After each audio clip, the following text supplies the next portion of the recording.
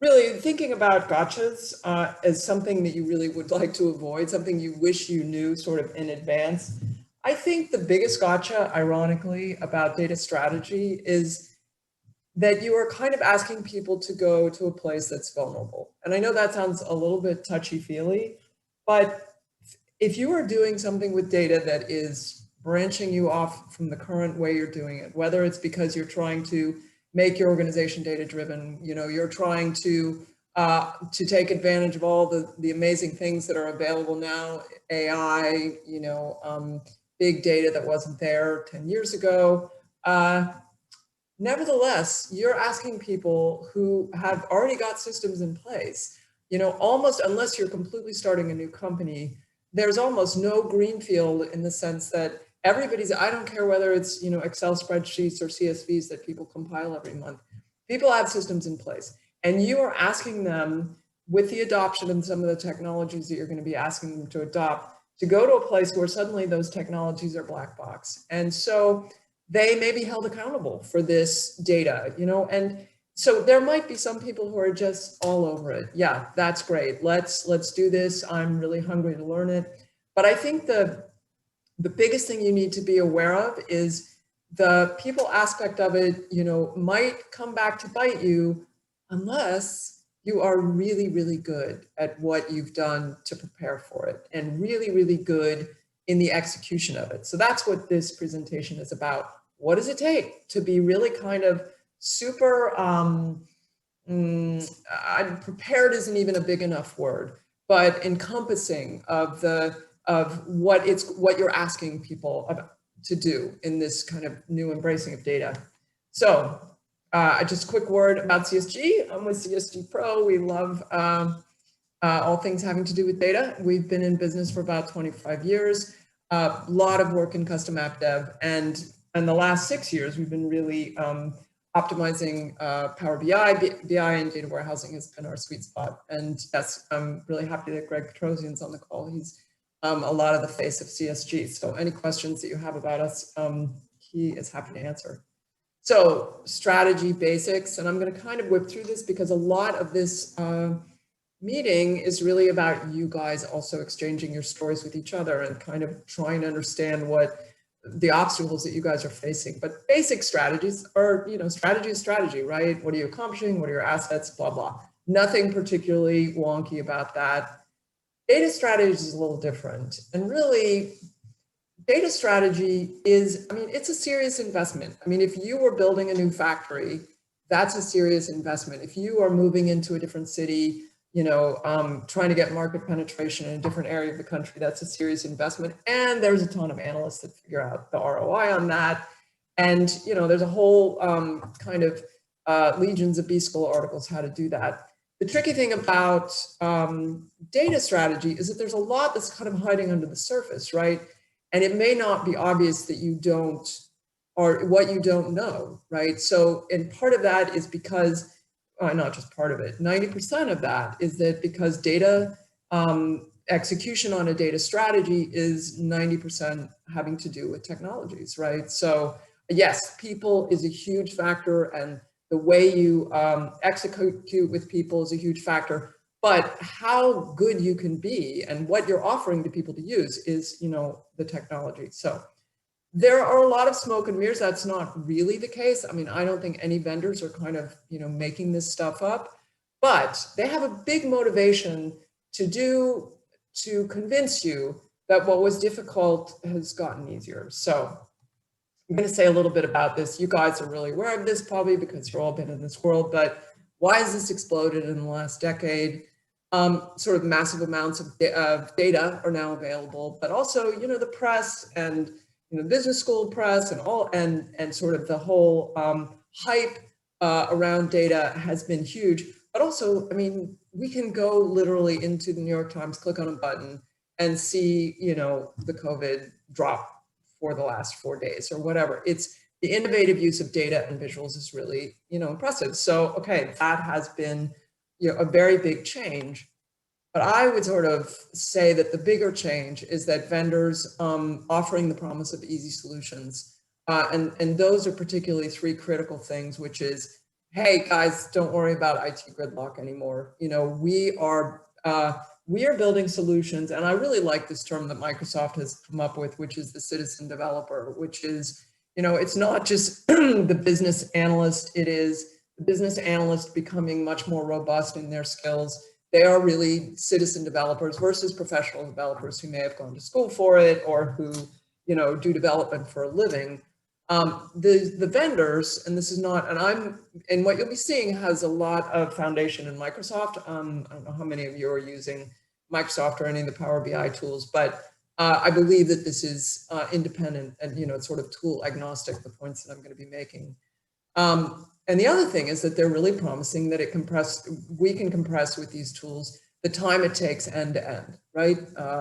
From your getting your source data out to your visuals, we've got that we can make it much faster. And on one hand, all of that is absolutely true. They are not telling any lies. But actually, before we go there, so let me actually stop this, see if I can minimize this. I don't know, do you guys see this, this bar at top? Maybe not.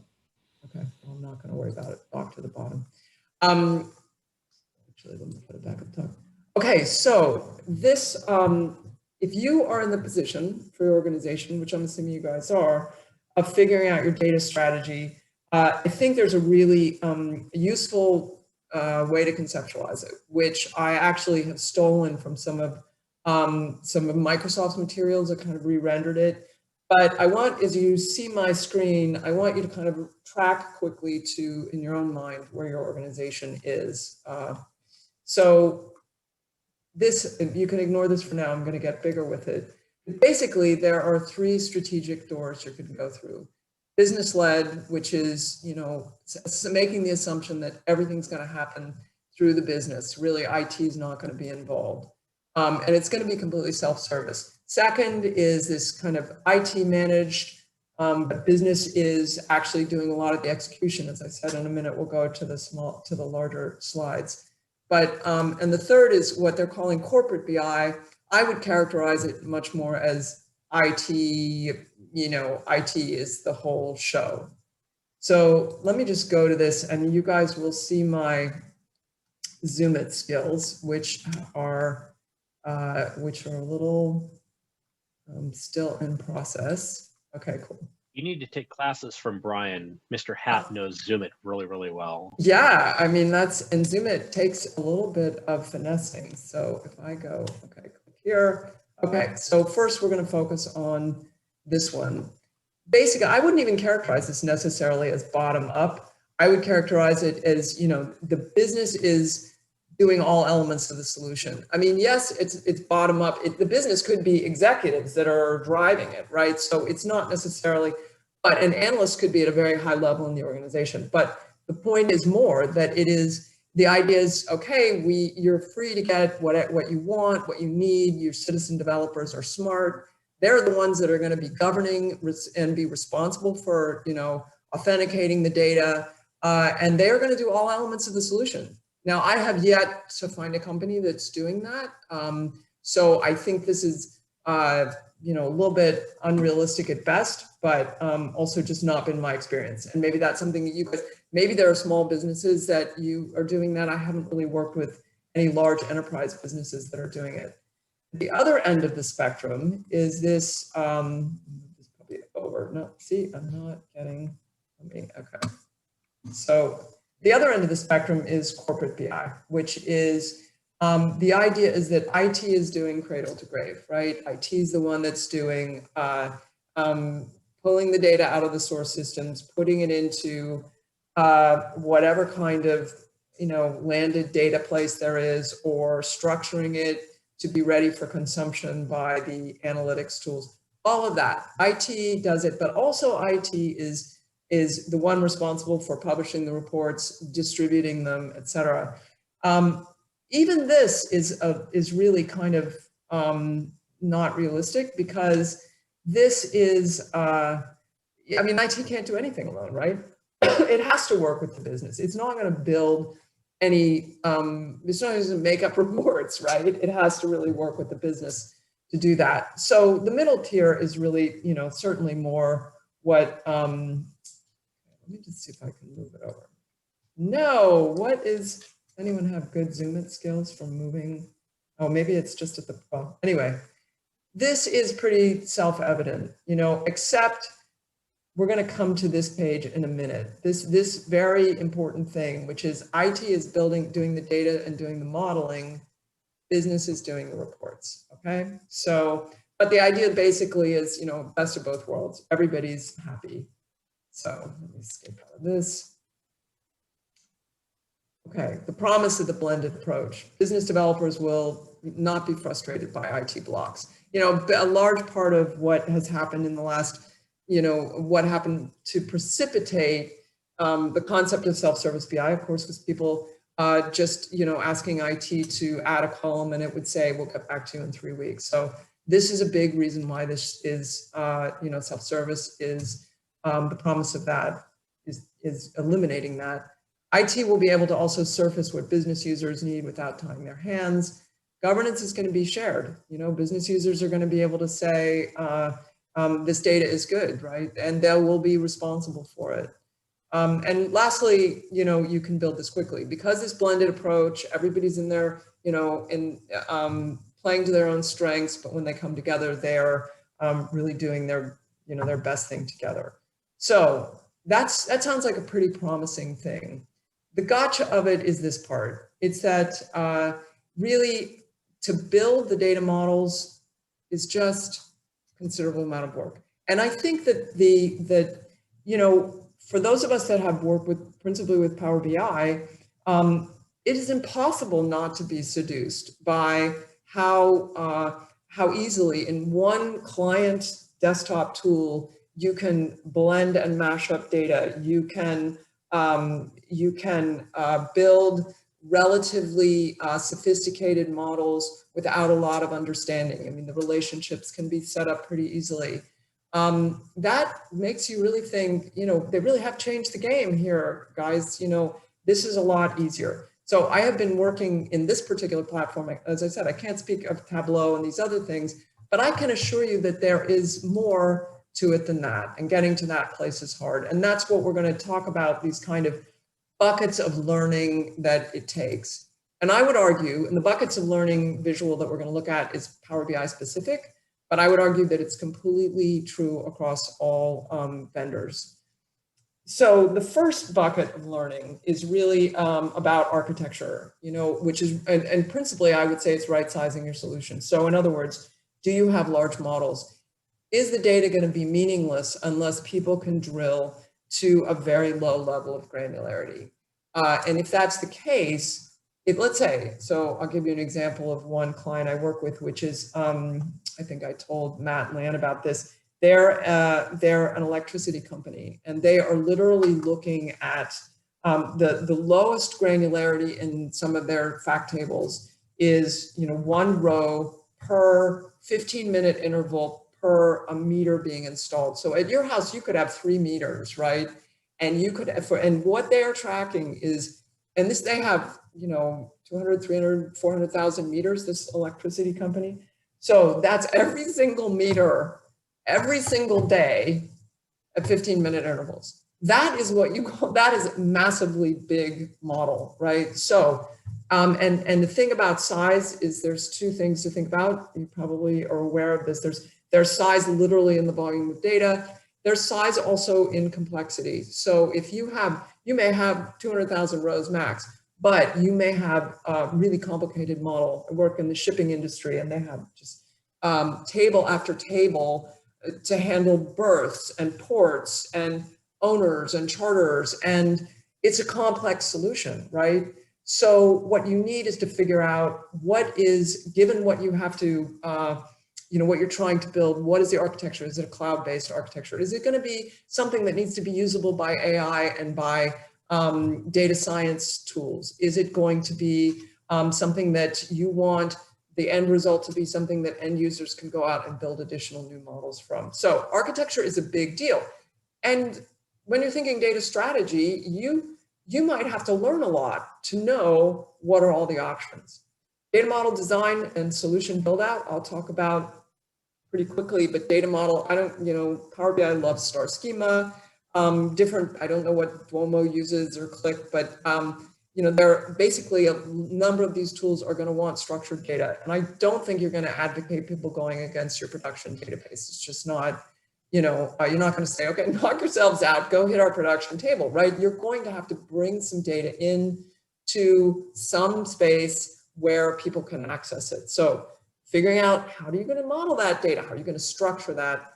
Then actually, whatever solution you choose, whether it's, you know, whatever end user tool you're choosing, you've got to build it out, right? And you've got to have skills for that. And the truth is that these guys, you know, Tableau was one of the amazing first vendors, right? And basically put a very high bar for other organizations to the other vendors that were trying to do visualizations and rapid deployment and rapid execution models to try and meet that bar. Well, of course they have, and their solutions are really good, but not necessarily totally trivial to learn. Performance and usability, again, this comes back to that vulnerability place where people, I can tell you for sure, if I am happy with the system I'm using of Excel spreadsheets, and I've been doing it, even if I haven't been doing it for 20 years, I've been doing it, and I come across a new system, I can tell you I've hundreds of times stood up in front of people and said, wow, isn't this cool? And they'll say absolutely cool, but they'll look at it and say that can't be right, right?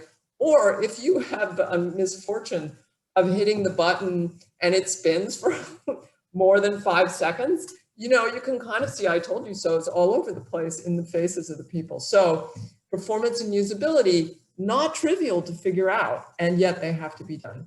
And also distribution, what's the security involved with distribution, et cetera. So having said all of that, I will go a little bit more into the detail here.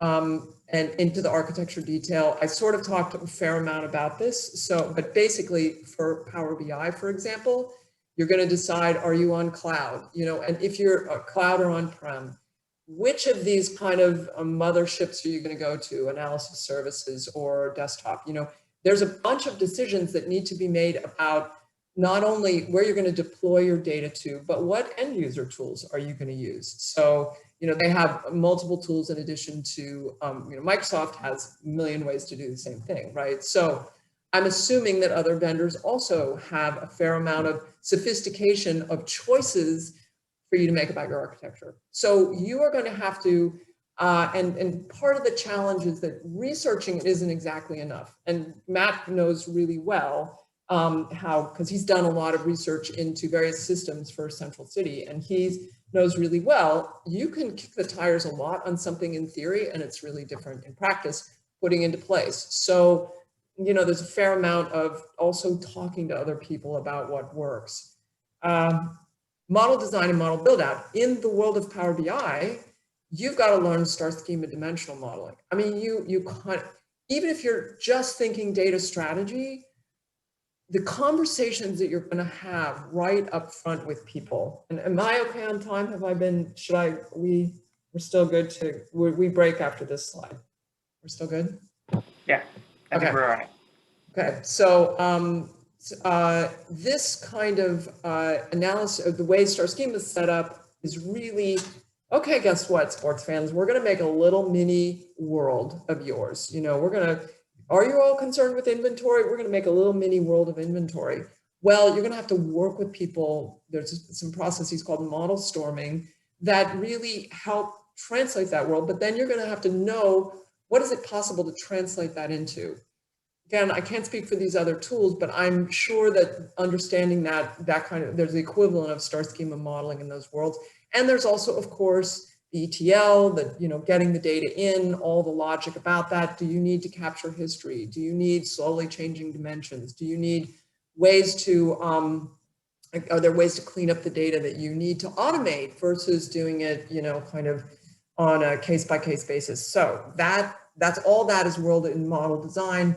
Build out, of course, involves whatever languages or whatever skills you have to build the actual physical, you know, interface tools that you're using. But there's also these puppies, which is governance. You know, in Power BI, there's such a thing called row level security. But, and there's ways, you know, you have to think about, well, do I need a hierarchy? You know, because Joe can see all of Joe's records, but his boss, can he see all of his records and all of his other employees? And do I have to have this hierarchy structure in my row level security? You know, those are kind of non-trivial things to have thought about in advance that you need to know. And then, of course, how are you going to do source control on the products that you create, right?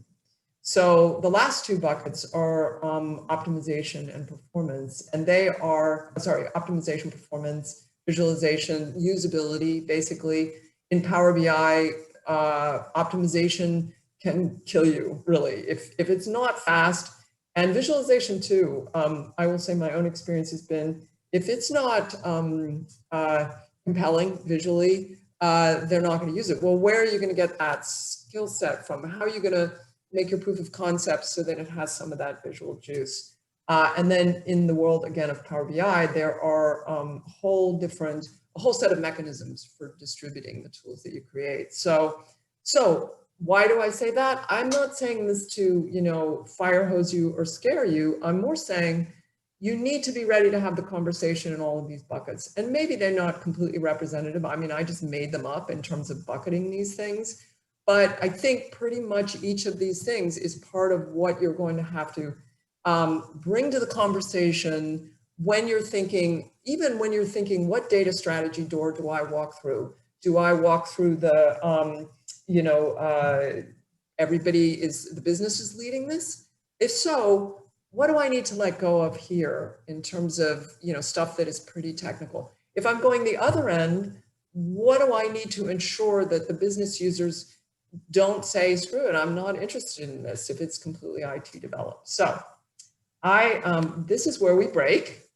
And I think you were going to break into different sessions. Which of the three strategy doors is your company going through? And where do they want to go? And which of the learning buckets do you really feel like you've got some mastery of? So I will, at this point, turn it over to people who are good at breaking people into groups. Do I stop sharing? Is that how it goes? Yeah, you can go ahead and stop sharing. You're gonna all break out into different groups. You might get a pop-up on your screen that asks you to enter the room. I'm gonna do that for 10 minutes and I'll be circling through to make sure everyone's doing well. Welcome back. 10 minutes goes by fast, doesn't it? Sure does. And we want to make sure to save some time for some group Q&A at the end. So I was wondering, Rachel, as you get started, Justin, would you post the link to Mentimeter, which is an online place where you can submit questions. So we'll have those queued up for when Rachel wraps. And Rachel, you are muted.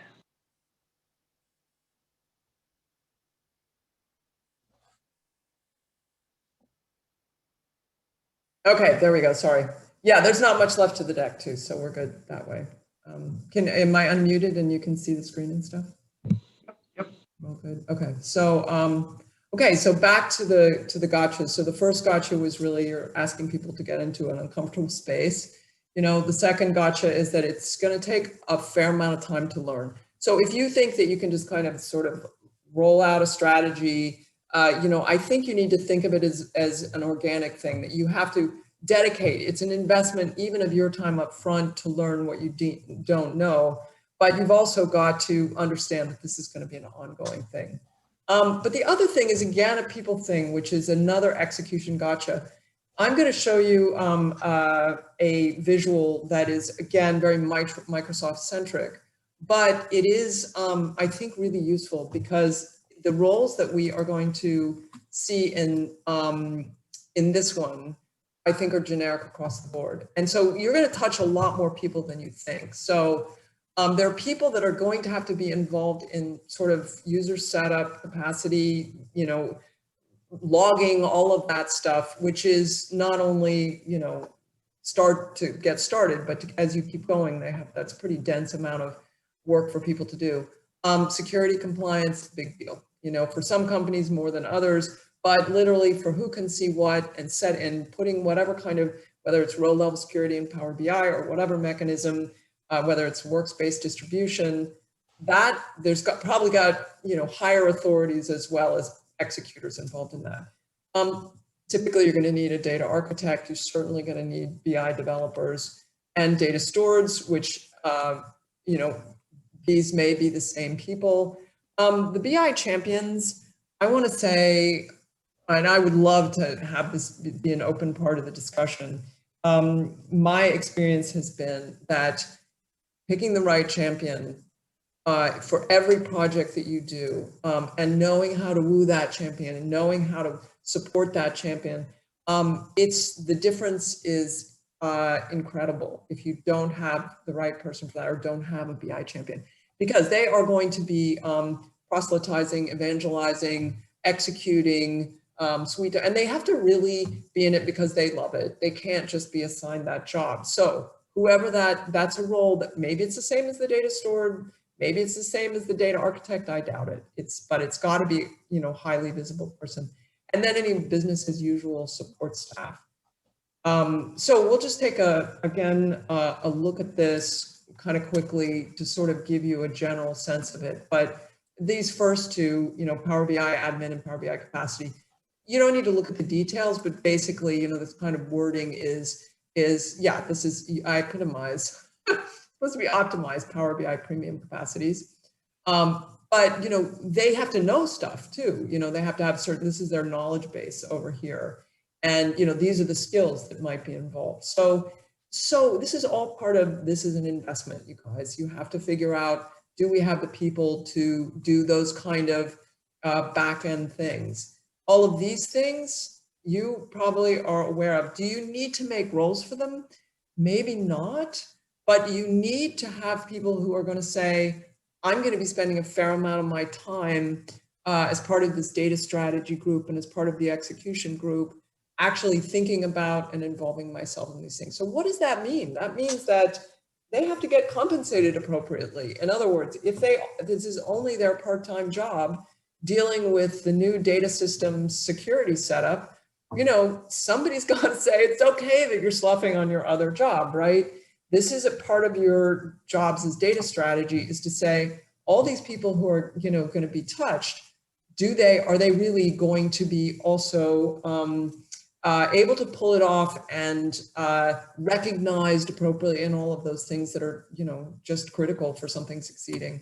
So Power BI champion, et cetera, you know, the skill level is actually on some of these quite considerable. BI developers, as I said earlier, no matter what your tool, that is going to be, it's going to take a lot to learn. And the thing that you will, of course, all of you know, the developments in these, every single release cycle, for example, of Power BI, they are a lot to keep on top of, right? So you are asking a fair amount of your people that you need to just be really thoughtful of. These are the people that you're supporting, not even the people that you're asking to, that are supporting you, not even the people you're asking to do it.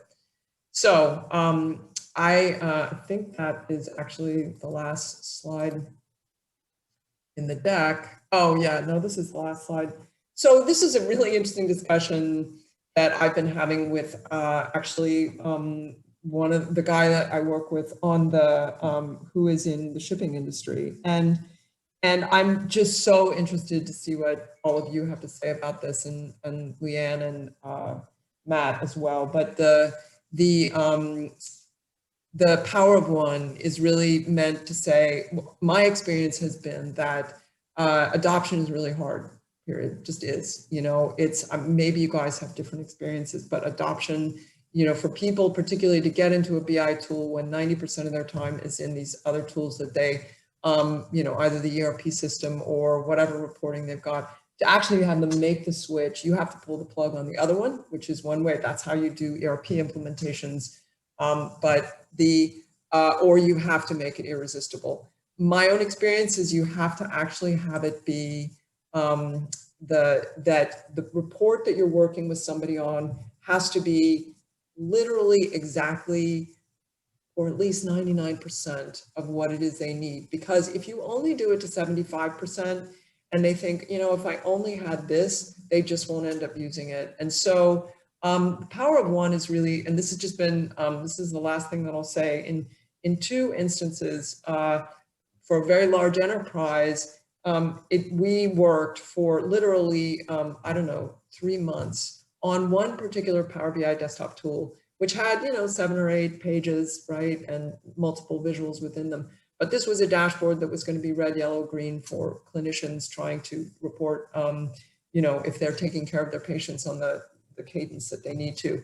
And literally, it was not until the last peg was put into place that the house became livable. And the way that we had to do that was elbow to elbow with the person who was the boss of that team of people. And then she had to go out and be the force that made it happen. So I just want to, I've never had it that if you don't kind of really get that one report the way it needs to be and the one person sold on it, that it spreads. So, but that is another thing that is up to you guys to have discussion about. So that is it for me. And I will, yeah. If I can tag on to the adoption piece, something that I found is that if you can understand why someone has created the report, or they're probably just building it wherever they can in whatever they're most comfortable with. So if you can understand what they're trying to achieve and find a way to make it easier, they are more likely to say, oh my goodness, thank you for building this. And they will start using that more regularly. Mm-hmm. Yeah, absolutely.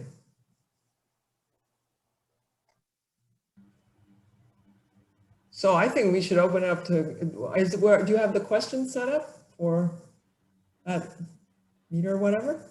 Is that what happens Yep, next? the first question is not a question, but it's a thank you for your presentation, Rachel, You're and that welcome. it's good to see you at another webinar. So I Like, included that because I you. thought it was nice. Thank So you. we'll mark that. And our next question is, what makes you passionate about data analytics?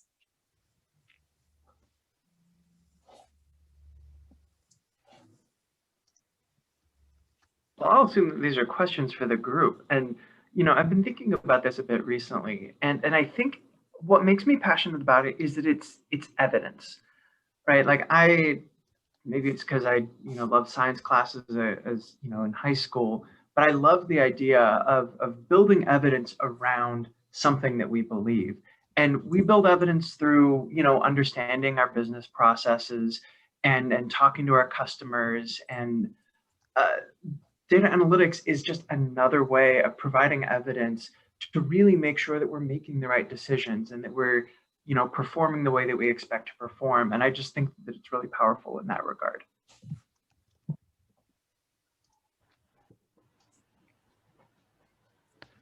Anyone else want to share what makes them passionate about data analytics?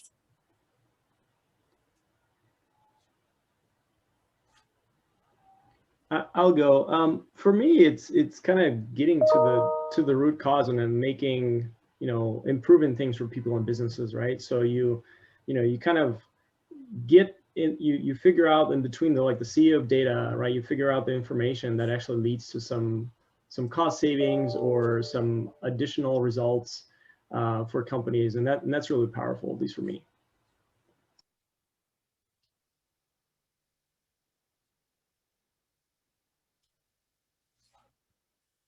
All right, I'll mark that one as answered. Next up, we have any tips for coaching BI champions?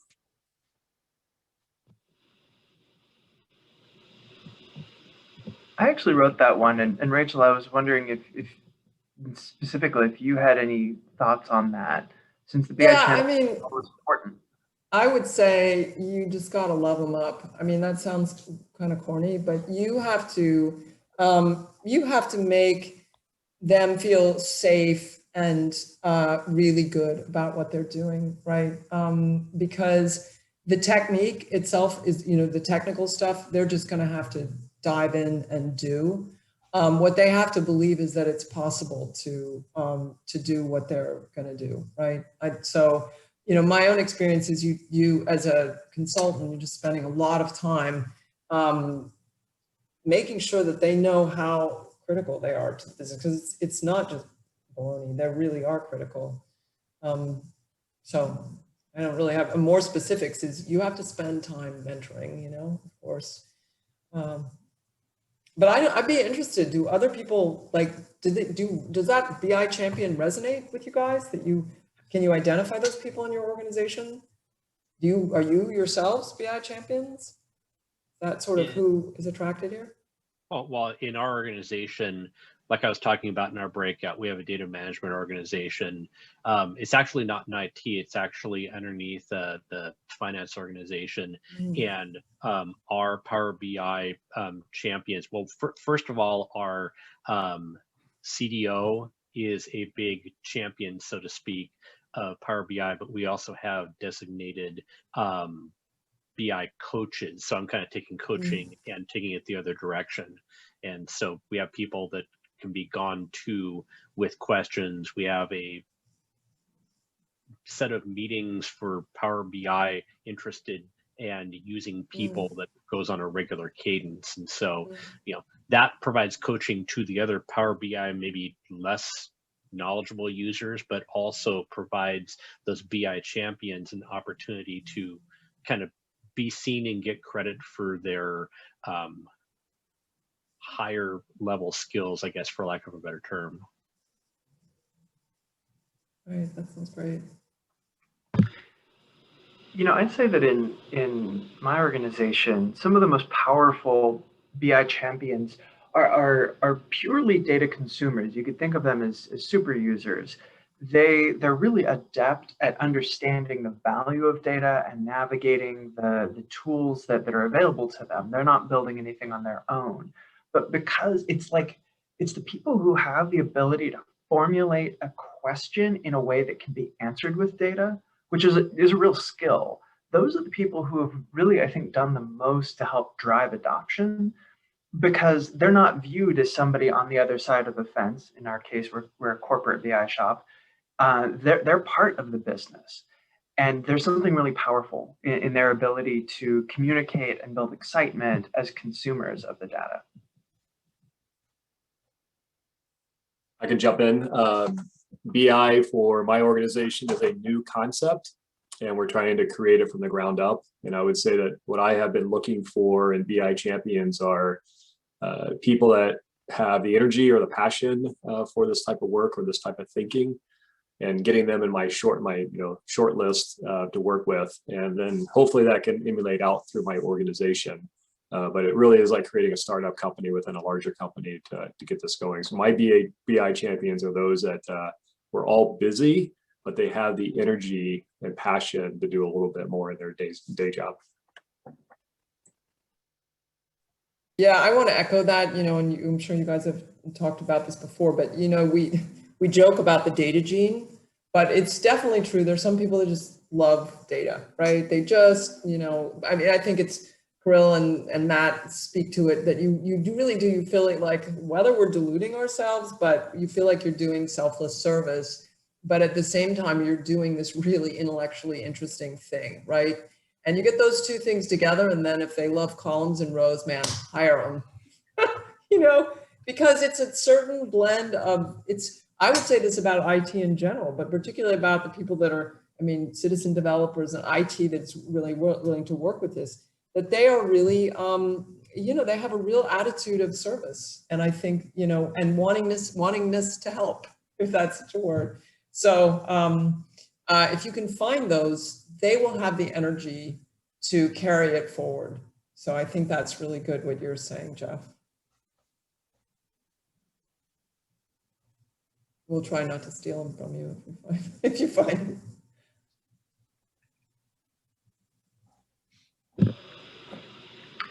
Well, we're down to our last few minutes. Any additional thoughts or comments, even if they're not questions?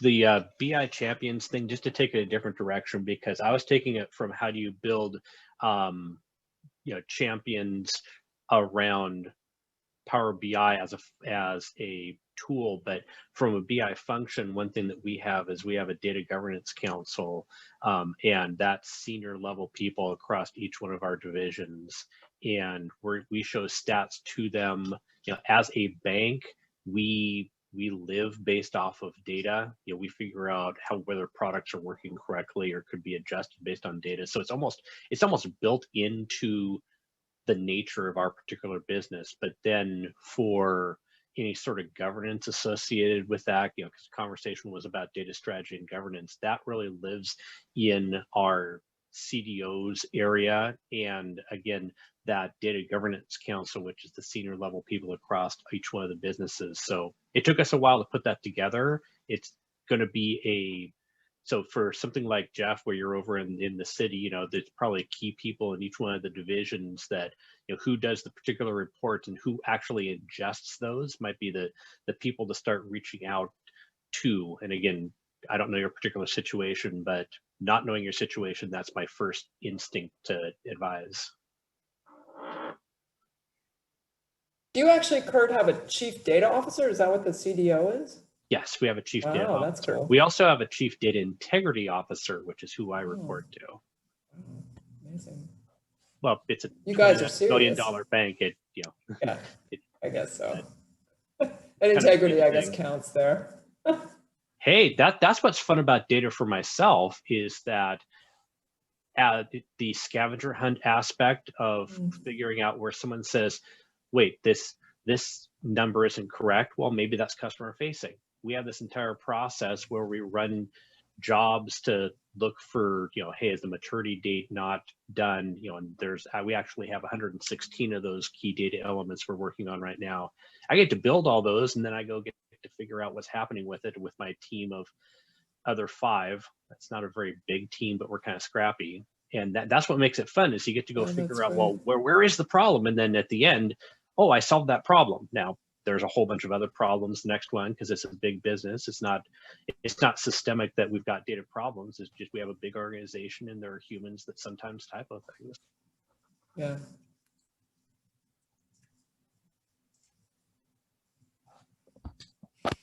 And then within that same Mentimeter tool, we do have one last question for everybody that's here today.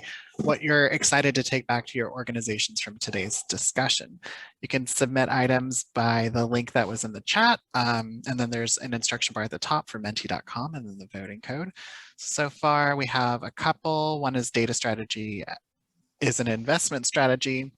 The focus on the importance of champions. And then it looks like we have another question of why do you think visualization piece is nearly never given enough time during the project? Oh, I can, well, the visualization, is that sort of thinking that they're not enough, you know, it takes a lot longer to build the visuals than you'd think? Is that what you're saying? Whoever asked that question? That was a question for me. You know, what I found on the projects is typically, you know, we spend, you know, 80% of the time kind of building up the data, right? And then run out of time on the projects. Well, you know, if you had a dedicated, you know, adequate amount of time, it would have been so much better. It would drive so much better adoption, right? Absolutely. Perspective. I am like, I do not want to look at something unless it's beautiful, honestly. And, you know, it's just got, and so I certainly don't want to look at it every day unless it's got some really compelling visuals to it. So yes, it's probably that, you know, it's really hard to be a developer and also a graphic artist, right? That's one of the, you know, that's just a difficult thing to find. Anyway, Thanks, Rachel. sorry, I didn't mean to cut off the other. Appreciate the presentation. Oh, thank you. It was totally a pleasure meeting you guys. I actually have to jump to another call too, but thank you guys for having me, Leanne and Matt and Justin particularly. Thank you. And Thank you, so Justin. glad to have you. yeah, totally a Great pleasure. job. Okay, well, see you guys again, I hope. Thanks, everybody. Bye. Thanks, everyone. Thank you. Looking forward to the next one.